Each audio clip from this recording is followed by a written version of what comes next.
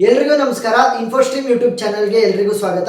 ಈ ವಿಡಿಯೋದಲ್ಲಿ ನಾವು ಗಾಸ್ ಜಾರ್ಡನ್ ಇನ್ನೊಂದು ಪ್ರಾಬ್ಲಮ್ ಅನ್ನ ಡಿಸ್ಕಸ್ ಮಾಡ್ತಾ ಹೋಗೋಣ.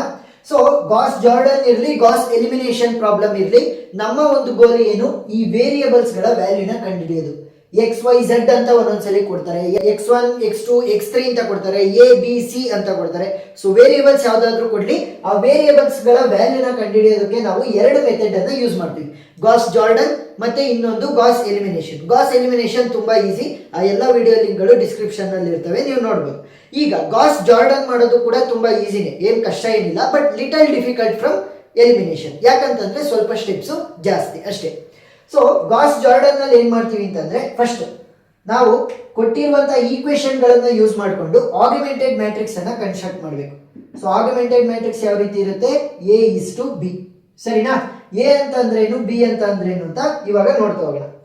ಎ ಅಂತ ಅಂದ್ರೆ ಇಲ್ಲಿ ವೇರಿಯೇಬಲ್ ಗಳ ಪಕ್ಕದಲ್ಲಿರುವಂತಹ ಕೋಎಫಿಷಿಯಂಟ್ ವ್ಯಾಲ್ಯೂಗಳನ್ನ ಬರೀಬೇಕು. ಕೋಎಫಿಷಿಯಂಟ್ ಅಂತ ಅಂದ್ರೇನು, ಎಕ್ಸ್ ಪಕ್ಕ ಇರೋದು, ವೈ ಪಕ್ಕ ಇರೋದು, ಝೆಡ್ ಪಕ್ಕ ಇರೋದು, ಆ ರೀತಿ. ಸೊ ಎಕ್ಸಿನ ಕೋಎಫಿಷಿಯಂಟ್ ಏನು, ಮೊದಲನೇದು 10. ನೆಕ್ಸ್ಟ್ ಇಲ್ಲಿ ಏನು ಇಲ್ಲ, ಸೊ ಏನು ಇಲ್ಲ ಅಂತಂದ್ರೆ 1. ನೆಕ್ಸ್ಟ್ ಎಕ್ಸ್ ಪಕ್ಕ ಏನು ಇಲ್ಲ, ಏನು ಇಲ್ಲ ಅಂತಂದ್ರೆ 1. ನೆಕ್ಸ್ಟ್ ಇಲ್ಲಿ ವೈ ಪಕ್ಕ ಏನು ಇಲ್ಲ ಅಂತಂದ್ರೆ 1. ನೆಕ್ಸ್ಟ್ 10.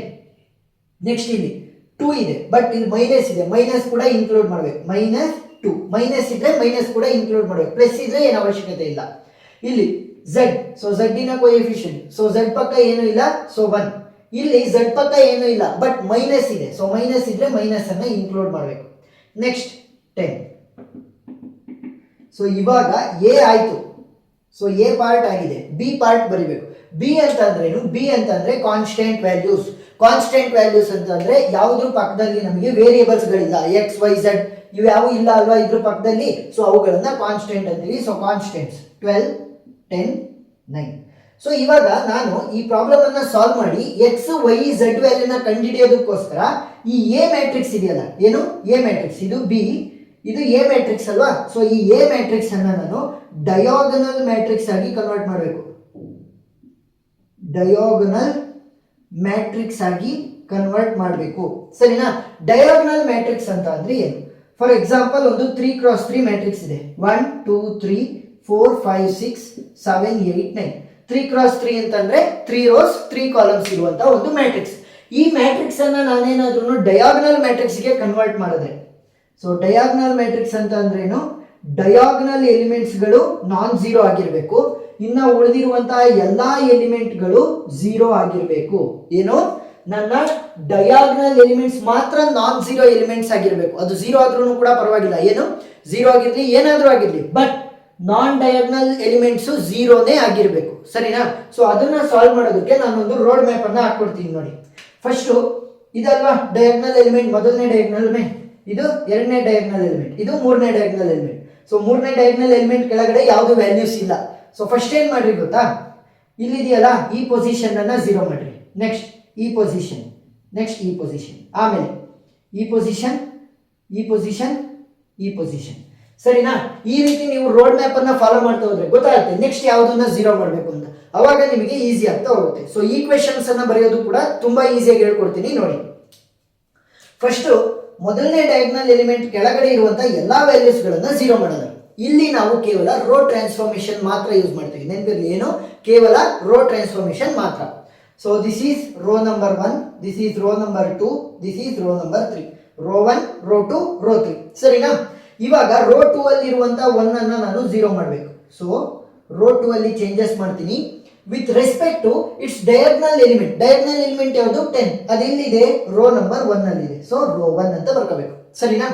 ರೋ 2 ಅಲ್ಲಿ ಚೇಂಜಸ್ ಮಾಡಬೇಕು with respect to its diagonal element which is at the row 1.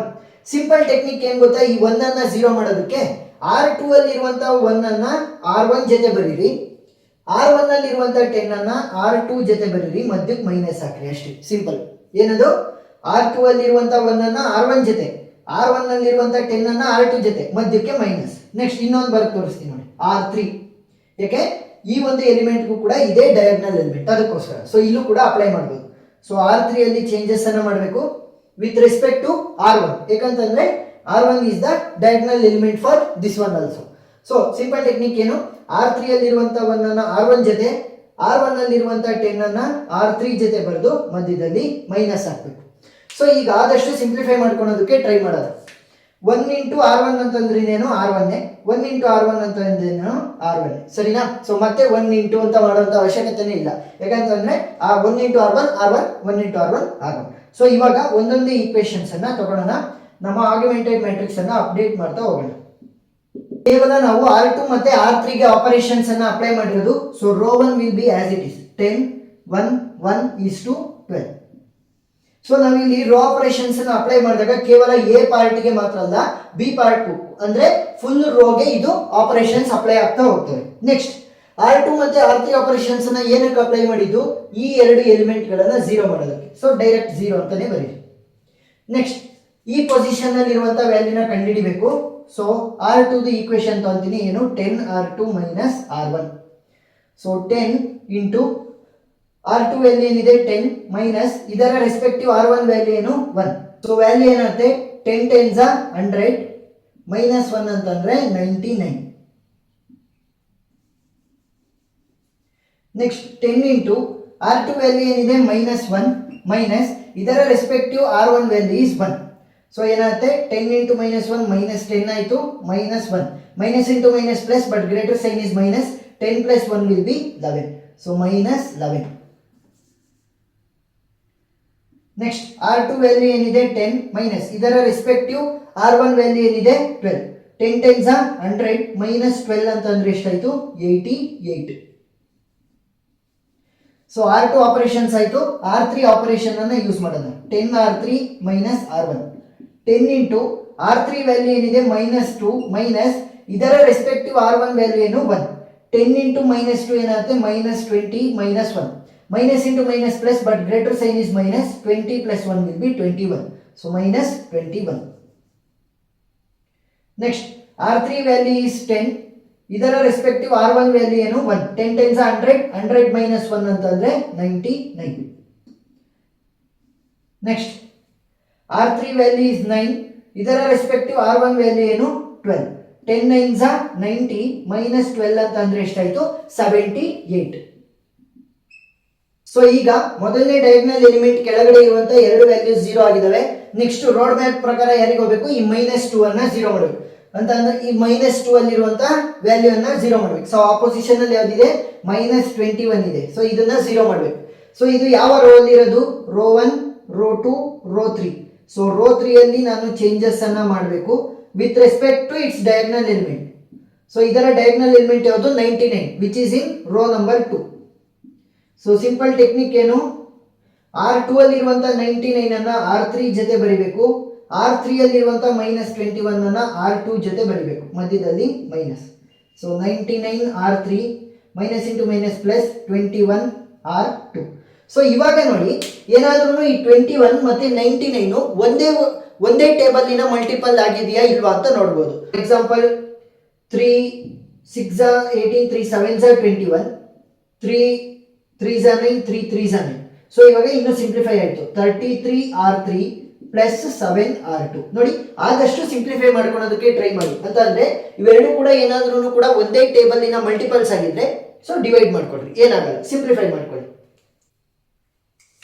So ಈಗ ಕೇವಲ R3 ಗೆ ಮಾತ್ರ ಆಪರೇಷನ್ ಅನ್ನು ಅಪ್ಲೈ ಮಾಡಿರೋದ್ರಿಂದ R1 ಮತ್ತೆ R2 will be same.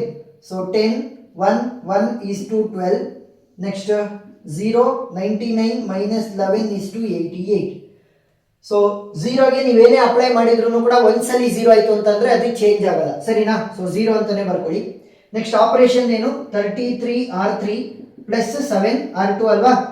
So 33 R3 value ಏನಿದೆ ಮೈನಸ್ 21 ಪ್ಲಸ್ 7 ಇಂಟು ಇದರ ರೆಸ್ಪೆಕ್ಟಿವ್ R2 ವ್ಯಾಲ್ಯೂ ಏನಿದೆ 99. ಸೊ ಕ್ಯಾಲ್ಕುಲೇಟರ್ ಯೂಸ್ ಮಾಡ್ರಿ. ಸೊ 33 ಇಂಟು 21 ಏನಾಗುತ್ತೆ 693, ಬಟ್ ಮೈನಸ್ ಸೈನ್ ಇದೆ ಮೈನಸ್ ತಗೊಳ್ಳೋಣ, ಪ್ಲಸ್ 99 ಇಂಟು 7. ಸೊ ಎಷ್ಟಾಯಿತು 693 ಪ್ಲಸ್ 693 ಮೈನಸ್ 693 ಕ್ಯಾನ್ಸಲ್ ಆಗಿ 0 ಆಯಿತು. ನೆಕ್ಸ್ಟ್ R3 ವ್ಯಾಲ್ಯೂ ಏನಿದೆ 99, ಇದರ ರೆಸ್ಪೆಕ್ಟಿವ್ R2 ವ್ಯಾಲ್ಯೂ ಏನಿದೆ ಮೈನಸ್ 11. ಸೊ 99 ಇಂಟು 33 ಏನಾಗುತ್ತೆ 3 2 6 7 ಪ್ಲಸ್ ಇಂಟು ಮೈನಸ್ ಮೈನಸ್ ಆಗುತ್ತೆ. ಸೊ 11 ಇಂಟು 7 ಏನಾಯಿತು 77. 3 2 6 7 ಮೈನಸ್ 77. ಸೊ ವ್ಯಾಲ್ಯೂ ಎಷ್ಟಾಯಿತು 3190. 3190. ನೆಕ್ಸ್ಟ್ R3 ವ್ಯಾಲ್ಯೂ ಏನಿದೆ 78. ಇದರ ರೆಸ್ಪೆಕ್ಟಿವ್ R2 ವ್ಯಾಲ್ಯೂ ಏನಿದೆ 88. ಸೊ 78 ಇಂಟು 33 ವ್ಯಾಲ್ಯೂ ಎಷ್ಟಾಗುತ್ತೆ 2574 ಪ್ಲಸ್ 7 ಇಂಟು 88. ಸೊ ವ್ಯಾಲ್ಯೂ ಎಷ್ಟಾಯಿತು 616. So 616 plus 2574. ಸೊ ವ್ಯಾಲ್ಯೂ ಎಷ್ಟಾಗುತ್ತೆ 3190. ಸೊ ಈಗ ಇಲ್ಲಿ ನೋಡಿದ್ರೆ ನೀವು ರೋಲ್ ನಂಬರ್ 3 ಅಲ್ಲಿ 0 ಇದೆ 0 ಇದೆ 300 3190 ಇದೆ 3190 ಇದೆ.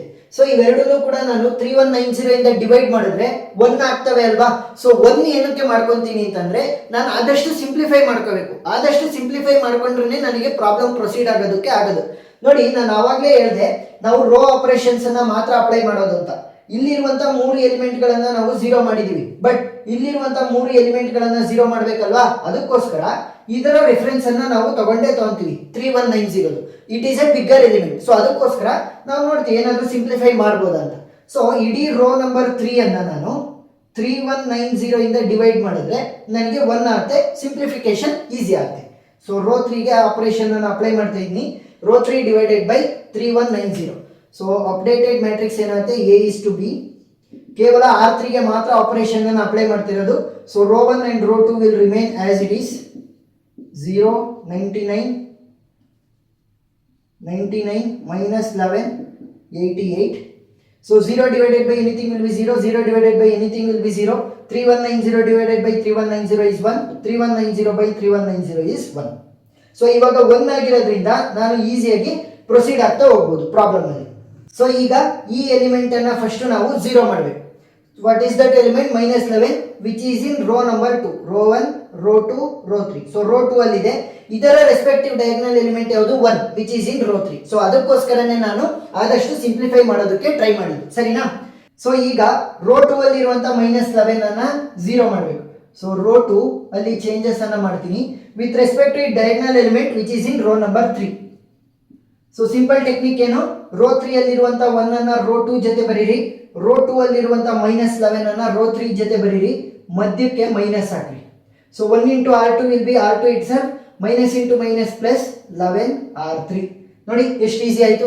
ಸೊ ಇವಾಗ ಈ ಒಂದು ಈಕ್ವೇಶನ್ ಅನ್ನ ಅಪ್ಲೈ ಮಾಡಿದ್ರೆ ಅಥವಾ ಆಪರೇಷನ್ ಅನ್ನ ಅಪ್ಲೈ ಮಾಡಿದ್ರೆ ಯಾವ ರೋಗಳಿಗೆ ಅಪ್ಲೈ ಆಗುತ್ತೆ, ಕೇವಲ R2ಗೆ ಮಾತ್ರ. So row 1 and row 3 will be as it is from previous step. 10 1 1 12. Next 0 0 1 is to 1. So 0ಗೆ ನಾನು ಅವಾಗಲೇ ಹೇಳಿದ್ದೀನಿ ನೀವೇನೇ ಅಪ್ಲೈ ಮಾಡಿದ್ರು ಒಂದ್ಸಲಿ 0 ಆದ್ಮೇಲೆ ಅದು ಚೇಂಜ್ ಆಗಲ್ಲ ಅಂತ. ಸೊ 0 ಅಂತ ಬರೀರಿ. ನೆಕ್ಸ್ಟ್ R2 ಪ್ಲಸ್ 11 R3 ಅಲ್ವಾ. So R2 value is 99 plus 11 into R3. So R3 value ಏನಿದೆ 0. ಇದರ ರೆಸ್ಪೆಕ್ಟಿವ್ R3 ವ್ಯಾಲ್ಯೂನ ನೋಡ್ಬೇಕು. So 0 into anything will be 0. So 99 ಮಾತ್ರ ಉಳ್ಕೊಳ್ಳುತ್ತೆ. ನೆಕ್ಸ್ಟ್ R2 ವ್ಯಾಲ್ಯೂ ಏನಿದೆ -11 ಪ್ಲಸ್ 11 ಇಂಟು R3 ವ್ಯಾಲ್ಯೂ. ಇದರ ರೆಸ್ಪೆಕ್ಟಿವ್ R3 ವ್ಯಾಲ್ಯೂ ಏನು 1. So 11 into 1 will be 11 plus 11 minus 11 cancel ಆಗಿ 0 ಆಯಿತು. So ಈ ಪೊಸಿಷನ್ 0 ಮಾಡೋದಕ್ಕೆ ಟ್ರೈ ಮಾಡಿದ್ವಿ, 0 ಆಯ್ತಾ. Yes. So next R2 value is 88. ಇದರ ರೆಸ್ಪೆಕ್ಟಿವ್ R3 ವ್ಯಾಲ್ಯೂ ಏನಿದೆ 1. ಸೊ 11 ಇಂಟು 1 ಅಂತಂದ್ರೆ 11 11 ಪ್ಲಸ್ 88 ಅಂತಂದ್ರೆ 99. ಸೊ ಈಗ ನೋಡಿ 99 0 0 99 ಇದೆ. ಸೊ ಇವಾಗ ನಾನು ಸಿಂಪ್ಲಿಫೈ ಮಾಡ್ಕೋಬಹುದಾ. ಎಸ್. ಸೊ ರೋ 2 ಅಲ್ಲಿ ನಾನು ಚೇಂಜಸ್ ಅನ್ನ ಮಾಡ್ತೀನಿ. Divide it by 99. ಸೊ ಅವಾಗ 1 ಆಗ್ತವೆ. ನನಗೆ ಇನ್ನು ಫರ್ದರ್ ಕ್ಯಾಲ್ಕುಲೇಷನ್ ಈಸಿ ಆಗುತ್ತೆ. So A:B which will be equal to row 2ಗೆ ಆಪರೇಷನ್ ಅನ್ನು ಅಪ್ಲೈ ಮಾಡ್ತಿರೋದು. ಸೊ ರೋ 1 ಮತ್ತೆ row 3 will be as it is 10 1 1 is to 12. Next 0 0 1 is to 1. 0 divided by anything will be 0. 0 divided by anything will be 0. 99 divided by 99 will be 1. 99 divided by 99 will be 1. So ಇವಾಗ next element ಯಾವುದು, ಈ ರೀತಿ ನಾವು road map ತೋರಿಸಿದ್ದು. So ಇವಾಗ ಈ 1 ಅನ್ನ ನಾನು 0 ಮಾಡಬೇಕು. ಸೊ ಅದು ಯಾವ ರೋ ಅಲ್ಲಿ ಇದೆ, ರೋ ನಂಬರ್ 1 ಅಲ್ಲಿ ಇದೆ. ಸೊ ರೋ 1 ಇದರ ರೆಸ್ಪೆಕ್ಟಿವ್ ಡಯಾಗ್ನಲ್ ಎಲಿಮೆಂಟ್ ಎಲ್ಲಿದೆ, ರೋ ನಂಬರ್ 3. ನೋಡಿ ಈ ರೀತಿ ಡಯಾಗ್ನಲ್ ಎಲಿಮೆಂಟ್, ರೋ ಆಪರೇಷನ್ ಮಾತ್ರ ಅಪ್ಲೈ ಮಾಡ್ತಿರೋದು. ಸೊ ರೋ ಪ್ರಕಾರ ಎಲ್ಲಿದೆ, ಇಲ್ಲಿದೆ. ಇದರ ಡಯಾಗ್ನಲ್ ಎಲಿಮೆಂಟ್ ಎಲ್ಲಿದೆ, ಇಲ್ಲಿದೆ. ಸೊ ರೋ ನಂಬರ್ 3 ಅನ್ನ ರೆಫರೆನ್ಸ್ ಆಗಿ ತಗೋಬೇಕು ರೋ 1 ಅಲ್ಲಿ ಚೇಂಜಸ್ ಅನ್ನ ಮಾಡೋದಕ್ಕೆ. ರೋ 3 ಅಲ್ಲಿ ಇರುವಂತ 1 ಅನ್ನ ರೋ 1 ಜೊತೆ ಬರೀತೀನಿ, ರೋ 1 ಅಲ್ಲಿ ಇರುವಂತ 1 ಅನ್ನ ರೋ 3 ಜೊತೆ ಬರೀತೀನಿ, ಮಧ್ಯೆ ಮೈನಸ್ ಹಾಕ್ತೀನಿ. 1 into R1 will be R1, 1 into R3 will be R3. So simple. So A is to B, which will be equal to, ಕೇವಲ ರೋ 1 ಗೆ ಮಾತ್ರ ಅಪ್ಲೈ ಮಾಡಿರೋದು. ಸೊ ರೋ 2 ಮತ್ತೆ row 3 will be as it is from previous step. So ಇವಾಗ ಏನಾಗುತ್ತೆ, 10 ಮತ್ತೆ 0. Row 1 value is 10, row 3 value is 0. 10 minus 0 will be 10. Next 1 minus 1, R1 value is 1, R3 value is 0. So 1 minus 0 will be 1. Next R1 value is 1, R3 value is 1. So 1 minus 1 will be 0. Next R1 value is 12, R3 value is 1. So 12 minus 1 will be 11. So ಇವಾಗ ಇನ್ನ ಒಂದೇ ಒಂದು element ಉಳಿದಿರೋದು 1. So ಇದನ್ನ 0 ಮಾಡಿದ್ರೆ ನನಗೆ full ಮುಗೀತು. So diagonal elements ಯಾವ್ಯಾವ ಮಾರ್ಕ್ ಮಾಡ್ಕೊಳ್ಳಿ. ಸೊ ಈ 1 ಎಲ್ಲಿದೆ, ರೋ ನಂಬರ್ 1 ಅಲ್ಲಿ ಇದೆ. ಸೊ ರೋ 1 ಅಲ್ಲಿ ನಾನು ಚೇಂಜಸ್ ಅನ್ನ ಮಾಡಬೇಕು with respect to its diagonal element which is at row 2. Simple technique ಏನು, ರೋ 2 ಅಲ್ಲಿ ಇರುವಂತ 1 ಅನ್ನ ರೋ 1 ಜೊತೆ, ರೋ 1 ಅಲ್ಲಿ ಇರುವಂತ 1 ಅನ್ನ ರೋ 2 ಜೊತೆ, ಮಧ್ಯ minus. So 1 into R1 will be R1, 1 into R2 will be R2. So ಇವಾಗ ಆಪರೇಷನ್ಸ್ ಅನ್ನ ನಾವು ಕೇವಲ R1 ಗೆ ಮಾತ್ರ ಅಪ್ಲೈ ಮಾಡ್ತಿರೋದ್ರಿಂದ R2 ಮತ್ತೆ R3 will be as it is from previous time. 0 1 0 is to 1, 0 0 1 is to 1. ಸರಿನಾ? So R1 minus R2, 10 minus 0 will be 10, 1 minus 1 will be 0, 0 minus 0 will be 0, 11 minus 1 will be 10. So simple.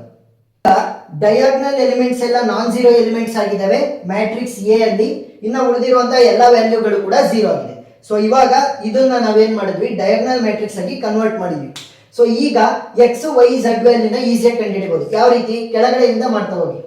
0 ಇವೆಲ್ಲವೂ ಏನು, ಎಕ್ಸಿನ coefficient, ಇವೆಲ್ಲ Y coefficient, ಇವೆಲ್ಲ Z coefficient ಅಲ್ವಾ. So 0 into X plus 0 into y plus 1 into z which will be equal to 1. 0 into anything will be 0, 0 into anything will be 0. So 1z will be equal to 1 ಅಂತಂದ್ರೆ 1 ಅನ್ನು ಆ ಕಡೆ ಕಳಿಸಿ. So 1 divided by 1 will be 1. So z value ನಮಗೆ ಸಿಕ್ತು ಏನು, 1. Next y ವ್ಯಾಲ್ಯೂನ ಕಂಡುಹಿಡಿಯೋಣ. So ಈ ಒಂದು ಆಪರೇಷನ್ ಅನ್ನು ಯೂಸ್ ಮಾಡಿಕೊಂಡು 0 into x will be x, 0 into x plus 1 into y plus 0 into z which will be equal to 1. 0 into anything will be 0, 0 into anything will be 0. So 1 into y will be equal to 1 ಅಂತಂದ್ರೆ y will be equal to 1 by 1 which will be equal to 1. So y value ಕೂಡ ಗೊತ್ತಾಯಿತು ಏನು, 1. Next last one, that is x. 10 into x plus 0 into y plus 0 into z will be equal to 10. 0 into anything will be 0, 0 into anything will be 0. So ಉಳ್ಕೊಂಡಿದ್ದೇನು, 10x will be equal to 10 ಅಲ್ವಾ. So x will be equal to 10 divided by 10 ಅಂತಂದ್ರೆ 10 ones are 10 ones. So x value will be equal to 1. So ಎಲ್ಲ x y z ಮೂರು value ಕೂಡ ಏನಾಯ್ತು, 1 ಗೆ equal ಆಯಿತು. So simple technique, first ಕೊಟ್ಟಿರುವಂತ matrix ಅನ್ನ ಆರ್ಗ್ಯುಮೆಂಟ್ ಮಾಡ್ಕೊಂಡ್ಬಿಟ್ಟು ಆ ಎ ಮ್ಯಾಟ್ರಿಕ್ಸ್ ಅನ್ನ ಡಯಾಗ್ನಲ್ ಮ್ಯಾಟ್ರಿಕ್ಸ್ ಆಗಿ ಕನ್ವರ್ಟ್ ಮಾಡಿದ್ರೆ ನಮಗೆ x y z ವ್ಯಾಲ್ಯೂ ಈಸಿಯಾಗಿ ಗೊತ್ತಾಗುತ್ತೆ. ಸೊ ಒಂದೆರಡು ಪ್ರಾಬ್ಲಮ್ ಅನ್ನ ನೀವು ಸಾಲ್ವ್ ಮಾಡಬೇಕು. ಸೊ ಆ ಎಲ್ಲ ಪ್ರಾಬ್ಲಮ್ ಲಿಂಕ್ಗಳು ಡಿಸ್ಕ್ರಿಪ್ಷನ್ ಅಲ್ಲಿ ಇರ್ತವೆ, ಅವಾಗ ಮಾತ್ರ ನಿಮಗೆ ಈಸಿ ಆಗ್ತಾ ಹೋಗುತ್ತೆ ಕಾನ್ಸೆಪ್ಟು. ಏನಾದ್ರೂ ಡೌಟ್ ಇತ್ತು ಅಂತಂದ್ರೆ ಕಮೆಂಟ್ ಸೆಕ್ಷನ್ ಅಲ್ಲಿ ತಿಳಿಸಿ, ನಾನು ಕ್ಲಾರಿಫೈ ಮಾಡ್ತೀನಿ. ವಿಡಿಯೋ ಇಷ್ಟ ಆಗಿದ್ರೆ ಸಬ್ಸ್ಕ್ರೈಬ್ ಆಗೋದನ್ನ ಮರಿಬೇಡಿ. Thank you.